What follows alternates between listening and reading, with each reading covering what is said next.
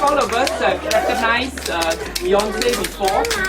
We have seen her in all advertisements, in the press, in the... I gotta say, like, she's extremely gracious. I can't even imagine all those cameras on me all the time.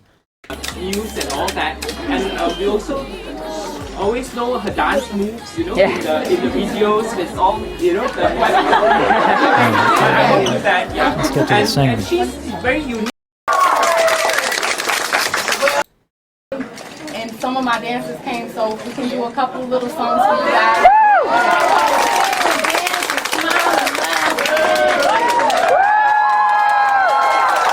Hey, this is what I really respect about Beyoncé, and this is not the only time she's done this. Like, I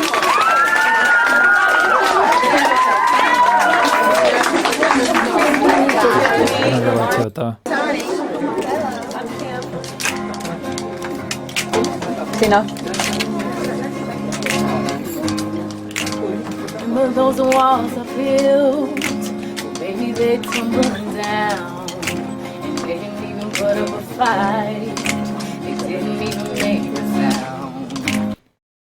Singing without a microphone right next to you, you need to take a different approach. So a lot of the singers we've been covering, when they get into their low, they use what's called the proximity effect.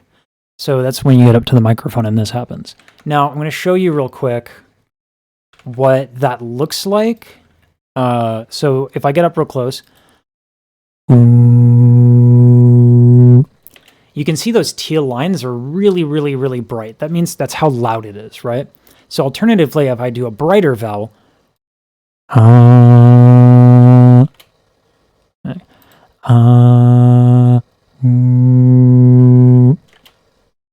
the oo vowel, the lower frequencies are hotter. Because as I extend my lips, I'm emphasizing lower frequencies. So when you're doing a run and you have a mic and you're really up close to the mic, this is okay.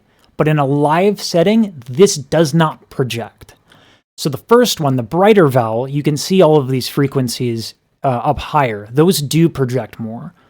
And so this is smart. Watch how she's hitting her lows, because this is important if you ever want to sing anytime without a microphone right in front of your face, which happens often. I'm returning. Tina. Remember those walls I built, maybe they tumbling down. Down, not down, down. Big difference in there. So if we go back to this little thingy-bobber, the science machine, we go down, down.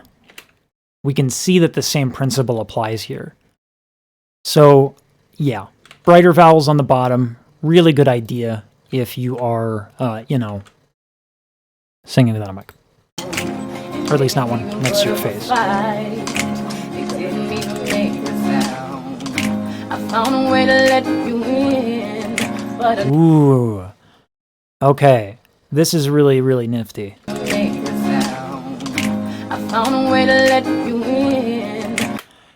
This is a drooped soft palette, and it's interesting because whenever we've seen this before. In fact, I actually think she's popularized the use of the soft palette and like how it's used in neo soul and stuff.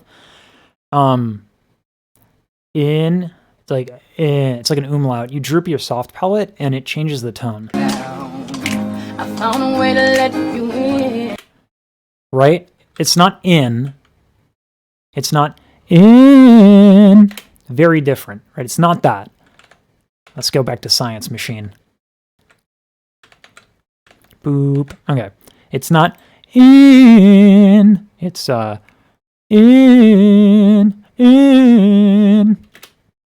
Now, there's not too much of a difference, but you will see that there are less higher frequencies here. In particular, there are less frequencies right around 2 to 3K hertz. Why is that significant? Right around anywhere from 2 to 5K hertz is kind of like an obnoxious sound.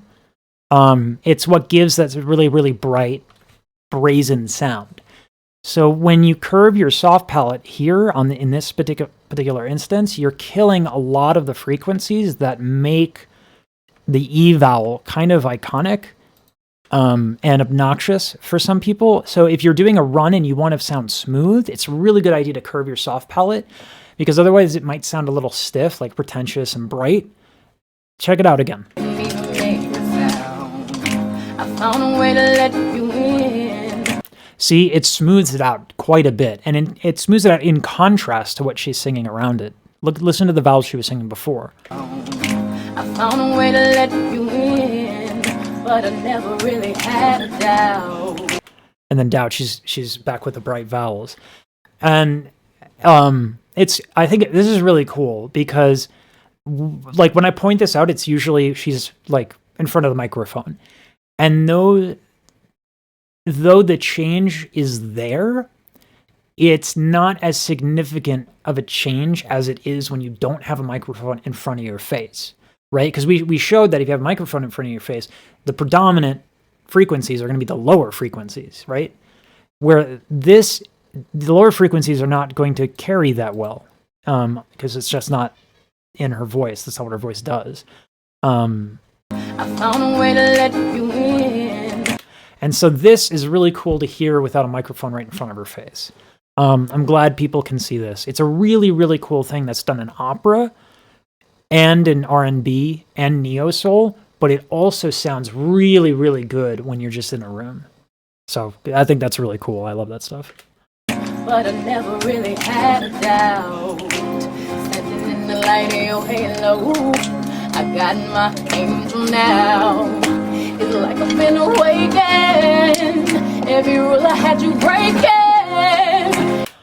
Now this is cool. So a lot of people, when they ascend, you know, it's like lose the vocal weight or whatever expression you want to use. Basically, that what lose the vocal weight means is manage your breath. You want your exhale to be slower. You want less air escaping from your face hole when you go higher. Your halo, I got my angel now. It's like I've been awakened. Every rule I had you breaking. So when we go up, there's two things we can do. Three things. We can tilt the cricoid cartilage, which allows us to belt. What is a belt? Cricoid cartilage is the bottom cartilage of our like voice box, our larynx, right? And when that tilts, the folds become really fat, and that gives a lot of power.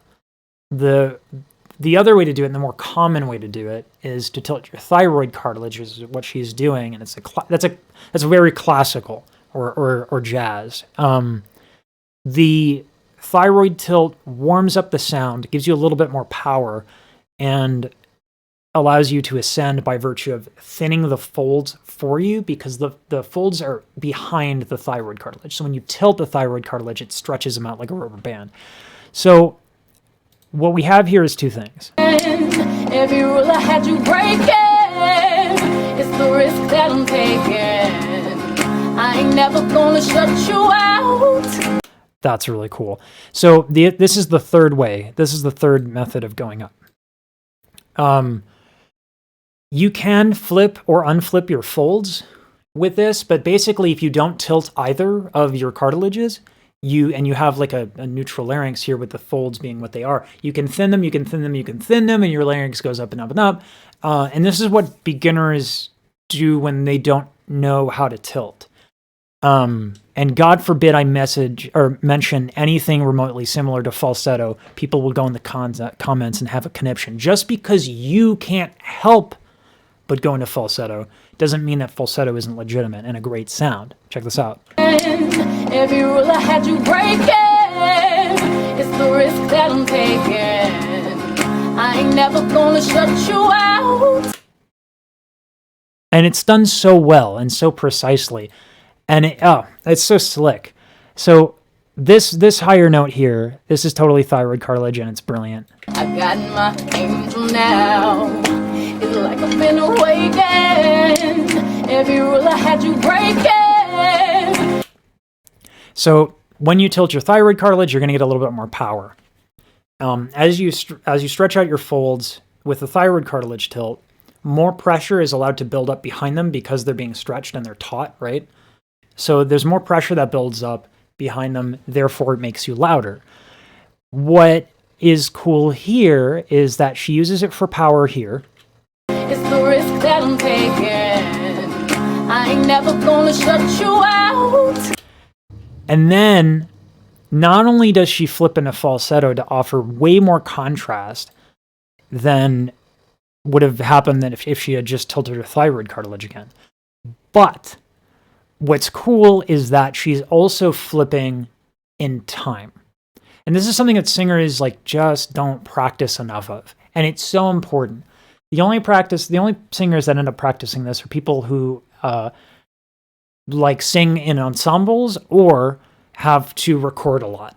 Because when you have to do an overdub, when you have to layer voices and you can't do it in time, it's a nightmare. And no engineer, unless you're Beyoncé or someone huge, no engineer is going to sit there and cut up waveforms for you. And if that's what you're doing when you're producing, you're just cutting things up to make it in time, for the sake of your own sanity, learn to sing in time.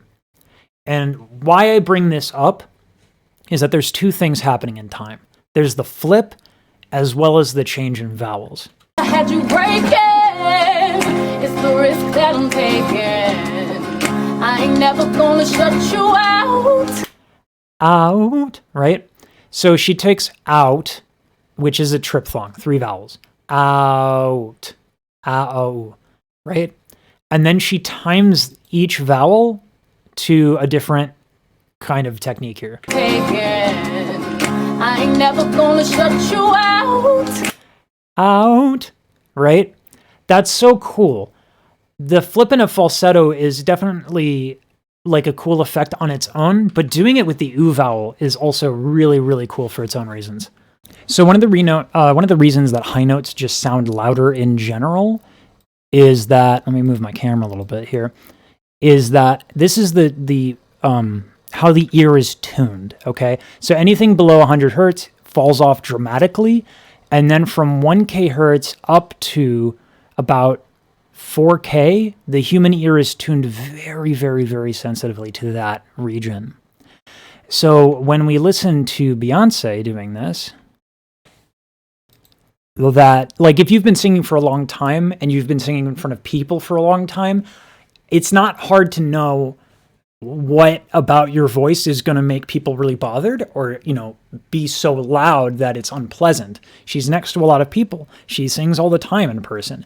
I can imagine she's just rehearsing with her pianist and then all of a sudden she hits a high note and wham, bam, blammo, bam, the pianist can't hear anymore or is annoyed. So because of that experience, she knows if she hits the C super loud, it's not going to work. So she does ooh and does it high, and it still is extremely audible because it hits 1K hertz and above. That I'm taking. I ain't never gonna shut you out. I think that's super cool. Probably wasn't planned. Like I said, probably was intuited from just being around people and singing around people her entire life. But that's why it sounds so smooth. And why you don't actually lose a lot of volume when she gets up there. I ain't never gonna shut you out. Right? Like it almost seems like it's an even phrase. I don't know. I love frequencies and stuff. I'm a nerd. It's everywhere I'm looking now. I'm surrounded by your embrace. Baby, I can see your halo. You know you're my saving grace. This is beautiful. This is just good, solid classical singing. Now, I'm surrounded by your embrace. Baby, I can see your halo. You know you're my saving grace. Beautiful. That's beautiful. So let's talk about we're going to put aside the fact that Beyonce's voice itself is a gorgeous instrument, right? The way that her parts are and all of her stuff is shaped. That's her, right? The acoustics you cannot change with technique, but technique does help make really much better sounds. And let's go into how this could have been done badly and how it wasn't, and it was actually really, really good, and how you should do this if you ever want to sound this good, okay? You can see that the lower frequencies are bunched up, they're very loud, and as a singer, what's going to happen is when you sing that way, which sounds like this, oh, what happens when you sing that way, it's terrible to you, terrible, objectively, but one of the things that singers love about that is they feel a lot more of these lower resonance because of bone conduction. As you sing these really powerful dark tones and you kind of try to sing in here, the way your bones resonate is different than when you do it the second way, which is right? And that actually sounds very weak to the singer. But objectively, it's actually louder in almost every regard. These frequencies are much, much brighter on the brighter vowels. And if you look to the right or the left again, where we were doing, oh, the bunched up frequencies right around 3K here, that's a very like obnoxious overtone. Look at how unevenly they're spread out. And we talked already about 2K to 5K being kind of like this zone where sound can get obnoxious. If we look on to the right, these frequencies are much more spread out in that region. So from every point of view, that the right sounds better aesthetically. So I want to shout out to her classical chops and her classical upbringing because it's on display here. And I also just want you to know so that you don't ever think that, oh, is a good sound to make. It's not. I need more. It's written all over your face. This is another example of her utilizing some different technical chicanery. Hello, you know you're my saving grace. Here she raises her larynx and separates her fold a little bit. So what do I mean by that? When we sing, if we put in a lot of air, our folds will come together. It's called the Bernoulli effect. I explain this in like a ton of my videos, but you can also just watch it online. The idea here, if you take two pieces of paper, you blow through it, papers come together. They don't blow apart. Weird, right? You're getting rid of pressure in the middle of those two papers, and nature abhors a vacuum, so boom, right? The pressure from the outside is greater from the pressure than the inside, and so the papers move together, right? So your folds work like that. The more air you put in, the thicker they become, which at a certain point is not what you want, right? You can't go higher if you do that, which is why high notes take less air, because the folds need to be thin. So let's look at this. Embrace, baby, I can see your halo. You know you're my saving grace. There's a little bit of this hiss on grace, on the vowel. It's hard to hear. It's just ever so slight. But what that means is that there's a little space. There's some of the folds are together, right? There's two folds, right? And there's some of it is together, but a little bit of it is not. And the wonderful thing about this, and as far as it relates to the phrase, is that she starts the phrase with what's called an aspirate abrupt. It's everywhere I'm looking now. I'm surrounded by your embrace. Baby, I can see your head. That. Let's go back to science. So, ha, ha, ha, right? You can look at the waveform. You can see how the left of the waveform, not the blue stuff, the one above. Let me just make this larger because science has something to say. We're making the waveforms larger. Okay, look at the left of these right here, the second and third. You see how they're just like flat, right? That's what's called an aspirate abrupt. Ha, H is an aspirate. It blows the folds apart. That's how you make the sound.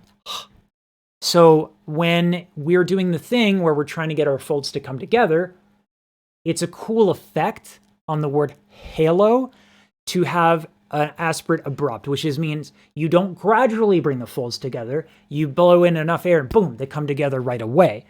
And it's a really cool effect because it sounds very distinct. Baby, I can see your halo. See? It's like a little yodel of sorts. It's really cool. And then to contrast that like big, kind of courageous rhythmic choice, we have this contrast. You know you're my saving grace. And that's where she's mixing, which is to say that not all of her folds are together, right? It's like this, not like this. So anyway, these are cool things for some. You're everything I need and more. It's written all over your face. Same thing here. So yes, H is an aspirate, but she's doing the same thing on face. Why does that work on face? It's not the same thing as an aspirate.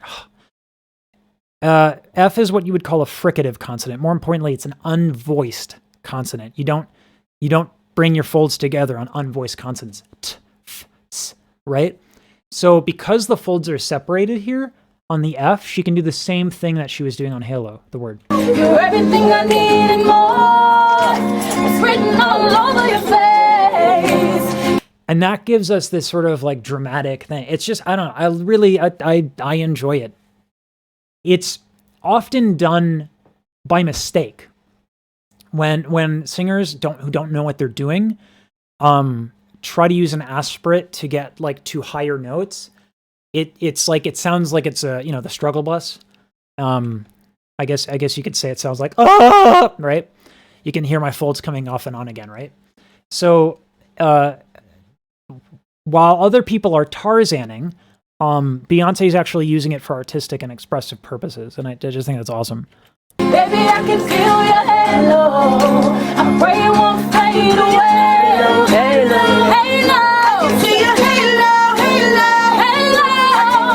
Ooh, power, okay. Halo, I can see your halo, halo, halo. You hit me like a ray of sun, burning through my Okay, now I'm just getting into it. halo. So this projecting over the backup singers undoubtedly have a lot of power, but they know better than to, they're unamplified. They have to not overpower Beyonce. But to Beyonce, like in all fairness to her, this is really a lot of power. Halo, see your halo, halo, halo, halo, halo, halo. I can see your halo, halo, halo. So, how does she get that much power? Well, there is an answer. Science. To demonstrate something, and then I deleted it, which is unfortunate. So this growl thing that she does, you have to have incredibly slack folds to be able to pull it off, which is challenging because as we pointed out before, when you're higher, your folds are very thin. So you have to do that thing we were talking about where you separate the folds a little bit. You have to be so precise with air to do it on the top because the folds already have to be thin, and then you're relaxing them so they go bup, bup, bup, bup, bup, which is a vocal fry, which is what a growl is. Never fall again, but this don't even feel. That. It's deceptive because it sounds really intense, but it's actually really calm and really precise. It has to be, or it doesn't happen. Making slack folds up in your higher register is a demonstration of being a boss at hitting high notes. Most people push their high notes. Most people feel okay when they don't even realize that they're putting a lot of pressure behind the high notes, and there are consequences to that.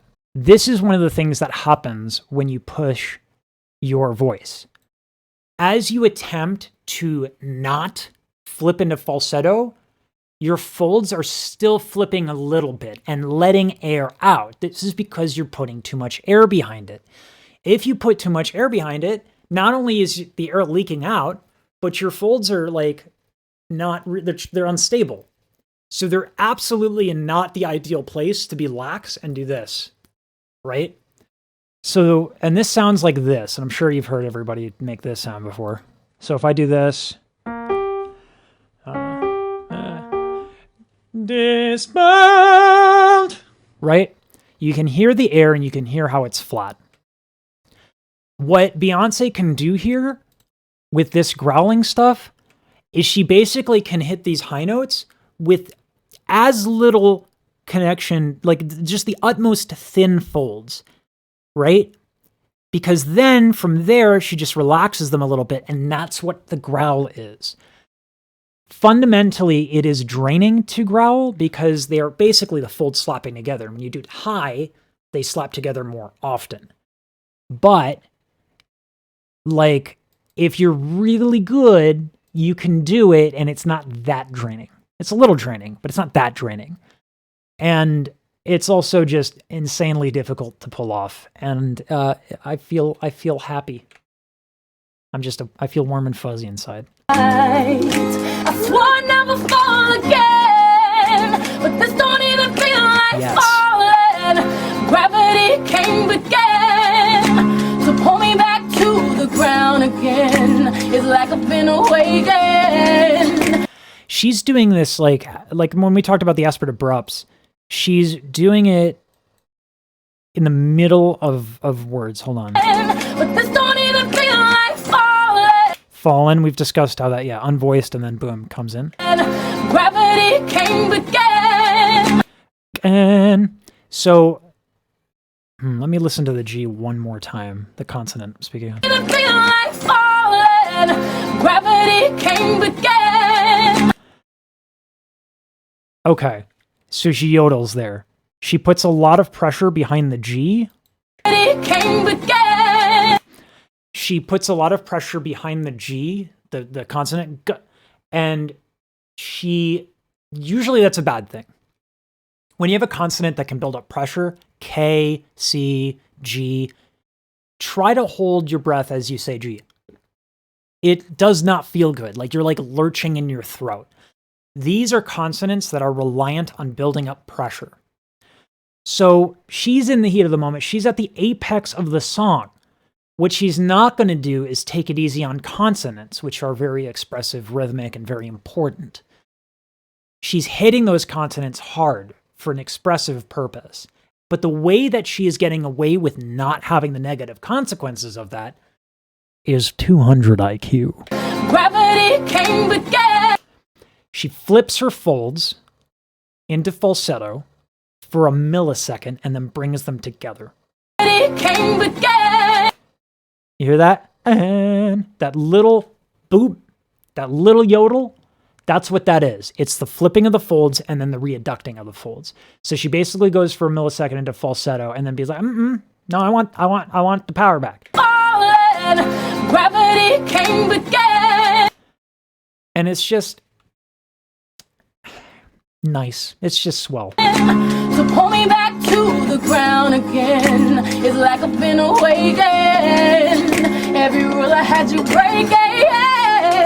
The risk that I'm taking, it's never gonna shut you out.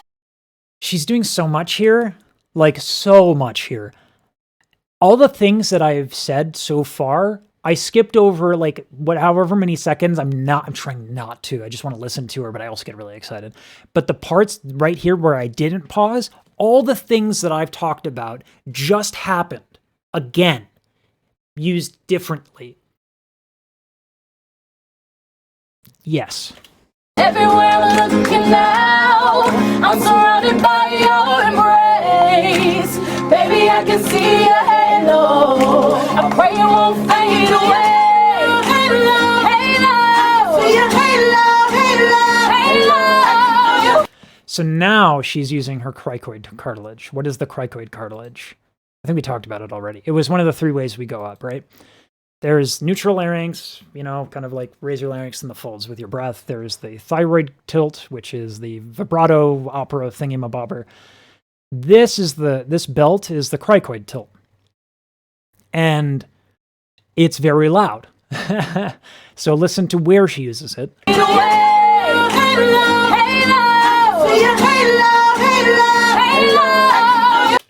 When she's using it here, the cricoid cartilage, when you tilt it, doesn't have vibrato. That's why when you hear belts, they're often straight tone, and then people bring in the thyroid tilt to warm up the sound and add the vibrato. she is doing that, but not in the musical theater way. She's doing that as a really cool thing in the middle of the phrase. A lot of the stuff that I talk about here happens. And like, it's the use of it that matters. Like, these are not tricks that you can do these. You can learn to do these tricks, right? But where it's super cool is how people use these tricks differently for themselves. Ordinarily, this straight tone into vibrato thing is this long, drawn-out trope of musical theater, which I love. Okay? I'm not going to use weird words to describe how much I love it, because YouTube likes to hold back the money if I do. But let's just say I enjoy it greatly. Praise, baby, I can see your halo. I pray it won't fade away. Halo, halo, see your halo, halo, halo. And what's really cool about this right here, in being so quick about how she transitions into it, she actually doesn't untilt her cricoid cartilage. That's right. You ready to blow it? You're ready to get your mind blown? It's going to get blown. Weird. You can tilt your thyroid cartilage and your cricoid cartilage at the same time. That's what she's doing. And you know she's doing it because that belt has a very, very, very, very hot frequency range in a certain area. You see how, compared to everything else we've seen so far, every part of this, every frequency here that's being hit is pretty darn loud. Like, they're bright. All of them are bright. Now, because I'm not very experienced with belting, you can actually see the air leakage here, right? So anyway, yeah, it's just something I'm working on. But yeah, you can see every frequency here is bright in a way that they haven't been, and very even. Belting is loud, and it's loud because all of these frequencies get really hot. But as we go to the right, we can see that when I do my thyroid tilt, that changes, right? The higher frequencies are not as bright. The frequencies that are lower get a little bit more warmth. And I'm doing these things at the same time here. So this is what happens when you cricoid into cricoid and thyroid.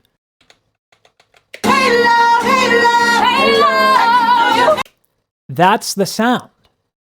Listen to how it's extremely hot and bright, and then she doesn't lose that quality, but all of a sudden it really warms up and it sounds beautiful. It's just so good. Ooh!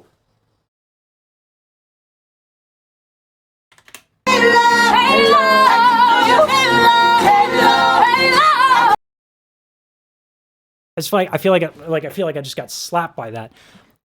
So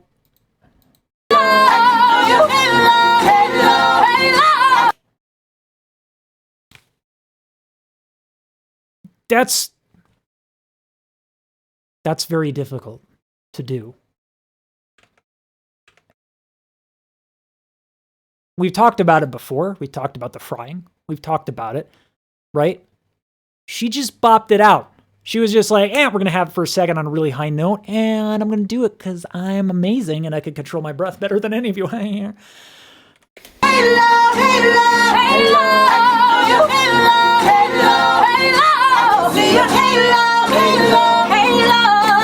All shenanigans aside, I'm pretty sure she puts an aspirate before it. Oh, I went too far forward. Closer.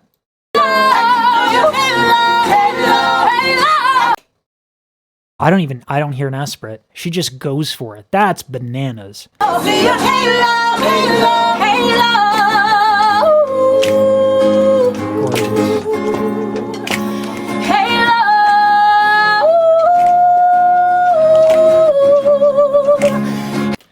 This is really, really hard to pull off. One of the reasons why tilting is just a go-to is because it will disguise if you are just a little bit off in terms of intonation. she's a little off, but I'm not talking like, I'm not even going to say she's flat. I'm talking like she's not scent perfect, right? And what I mean by scent perfect, a scent is 1/100th of a half step, okay? So people aren't scent perfect, ever. That doesn't happen unless you auto-tune everything. So clearly she's not getting auto-tune here. Hey,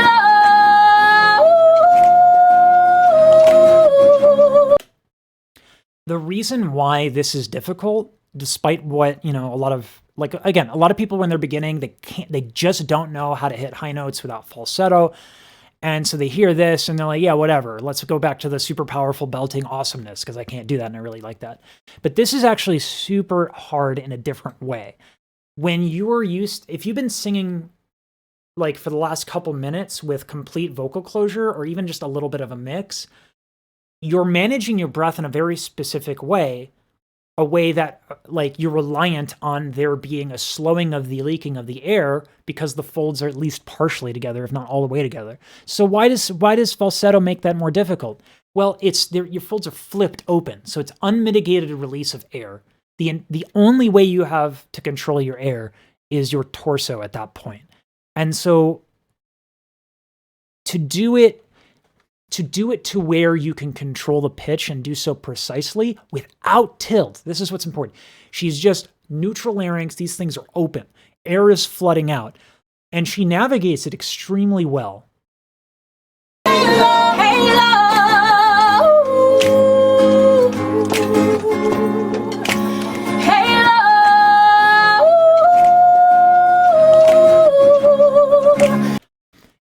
This little glottal thing that she does too.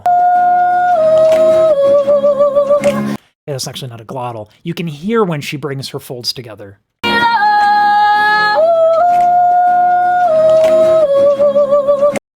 It's just super cool. It's difficult to use such it's like a flute, right? And we get a flute-like quality from falsetto. But it's important that when you do falsetto that you appreciate what it is and what it can do and that you don't toss it aside because that's a beautiful sound. Oh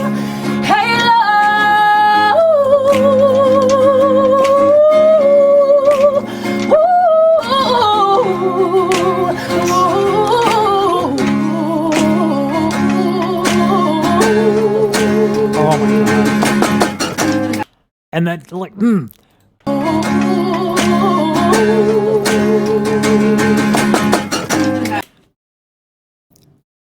Most people are like, let me show you my rhythm with consonants, right? Like whatever beatboxing nonsense you want to put in there. But when Beyoncé wants to highlight rhythm, she don't need no consonants.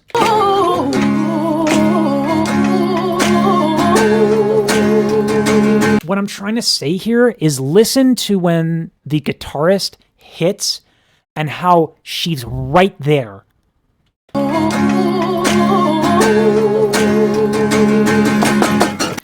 The reason why this is significant is people watch Glee, and what's her face? I don't even care about her name. Don't even tell me in the comments. But what's her face comes in and she's like, piano, give me an E. Follow me. What happens when you do that is it's terrible. If the pianist is like amazing, he can try to follow you, but it's mostly him making up for you being bad. If you are good and you have a good working relationship with your pianist or any accompanist, you get to do this.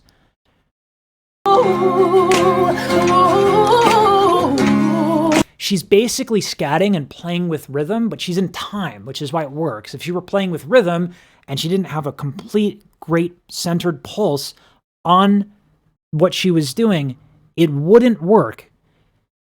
On top of that, she's doing it without consonants. This is basically vowel scatting.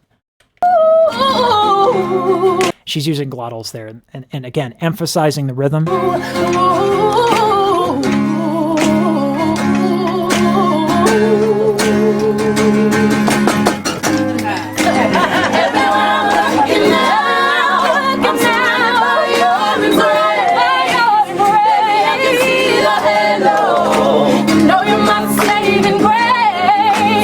And this last part is basically classical singing straight up without a lot of pretentious darkening of the vowels. There is a little bit more fold closure for her than you would generally see in classical singing. Usually when women do classical singing, they mix. They don't have the entire connection of the folds. Men don't do that for gender reasons. Men don't want to have any vulnerability. But this is classical singing. Don't get it twisted. What's cool about it, though, is after all of these tricks, bells and whistles, she's just singing.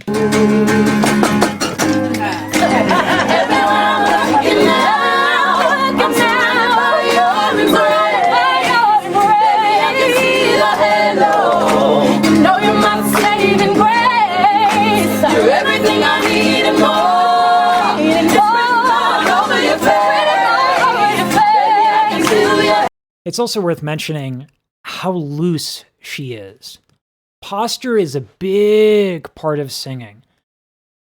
Breath control to the level that we're seeing from her is not possible without incredible posture.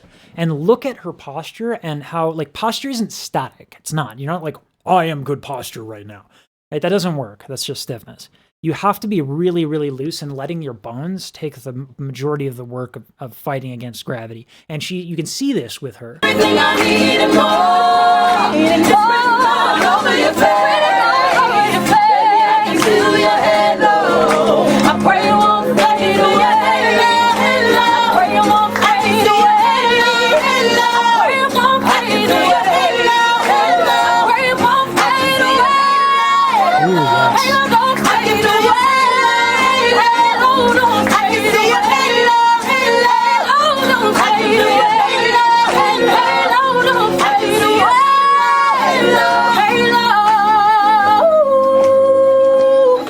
So happy.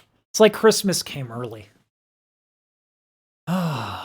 or Kwanzaa, Hanukkah, you know. The posture stuff is the hardest thing to teach. I'm convinced that one of the reasons it's something that Beyoncé can do very well is because I have a video on this actually of why she's so good at breathing. She did a lot of running on treadmill, a lot of running in heels while singing. That is helpful. That it will help loosen you up and help you get used to a more loose posture. But it's not even about stretching. It's not even about stretching. You can stretch all you want. The way that we use our bodies is so connected to habit. There is actually a great method to try and work on this. Very few Alexander teachers, it's Alexander technique is the one where also Feldenkrais are two methods where people try to work with your body and retrain your bad posture habits. It ain't cheap and it ain't quick and it's certainly not easy. So when I see her being so loose, and I went to see Lady Gaga in Vegas just recently, same thing, super loose. It's the same of any really, really good singer is that they're so loose and the torso's loose. And I mean, insert white joke here, like I'm not, spoiler alert, I put mayonnaise on tacos. That's why I'm not loose. But like, yeah, it's something that you got to work on and it's really, really hard to do. Dancing is great. Yoga is maybe better. But yeah, stretch and try to learn to have really easy posture. This is awesome. It's like Christmas.